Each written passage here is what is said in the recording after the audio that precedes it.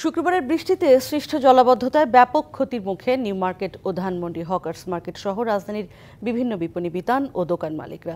দোকানে ও ব্যবসা প্রতিষ্ঠানে পানি ঢুকে নষ্ট হয়ে চাল ডালের মতো নিত্য প্রয়োজনীয় সহ বিভিন্ন ধরনের পণ্য।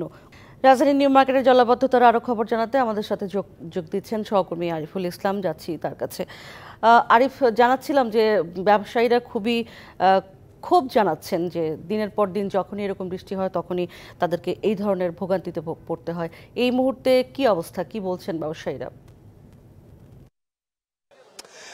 উর্মি, ব্যবসায়ীরা কিন্তু প্রতিবারই আসলে যেটা জানিয়েছে পূর্বের সংবাদগুলোতে যে ব্যবসায়ীদের মাথায় হাত, এছাড়া যে এই যে লোকসান, সেই লোকসান আসলে কতদিনে উঠাতে পারবেন বা কতদিনে পুষে উঠতে পারবে সেই বিষয়টা কিন্তু তারা নিশ্চিত নয়।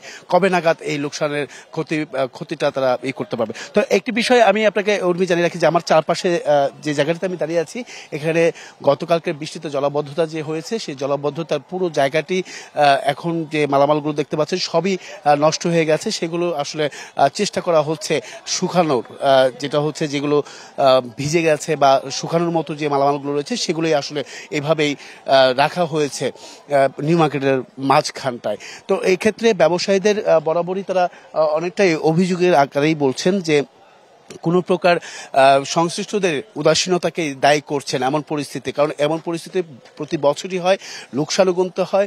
সেই লোকসান গুনতে বা উঠাতে গিয়ে তাদের যে পরিশ্রম করতে হয় পুরো একটা বছর, সেটা আসলে বলার মতো না।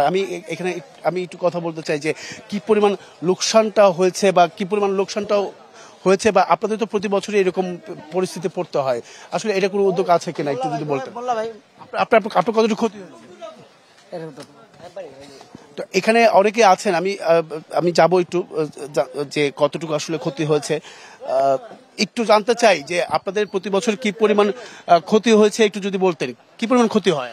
আমাদের অনেক ক্ষতি হয়েছে তাদের, যে প্রতিবারে যেরকম ভারী বৃষ্টিতে আমাদের যে মালামাল আমাদের ফ্লোর থেকে বারান্দা উঁচু, বারান্দা থেকে দোকান উঁচু, সেখানে ভিতরে পর্যন্ত গিরের উপরে পানি হয়ে যায়। দোকানের ভিতরে প্রচুর পরিমাণ। সংশ্লিষ্ট কারো কি এটার প্রতি কোনো না নজর আছে বলতে আমাদের মার্কেট কমিটিটা অনেক উদ্যোগ নেয়। মাঝে মাঝে সিটি কর্পোরেশন গাড়ি এনে ড্রেন পরিষ্কার করার জন্য মেশিন গাড়িও প্রস্তুত রাখে, কিন্তু কি করে বৃষ্টি প্রচুর হয়ে গেলে মার্কেট নিচু, তো এই কারণে এই ক্ষতিটা হয়। অসংখ্য ধন্যবাদ। উর্মি, শুনছিলেন যে ব্যবসায়ীদের যে লোকসান হয়েছে সেই লোকসান পুষিয়ে উঠতেও কিন্তু সময় লাগবে। তো এই ছিল এখান থেকে সব শেষ। উর্মি, অনেক ধন্যবাদ আপনাকে আরিফুল ইসলাম।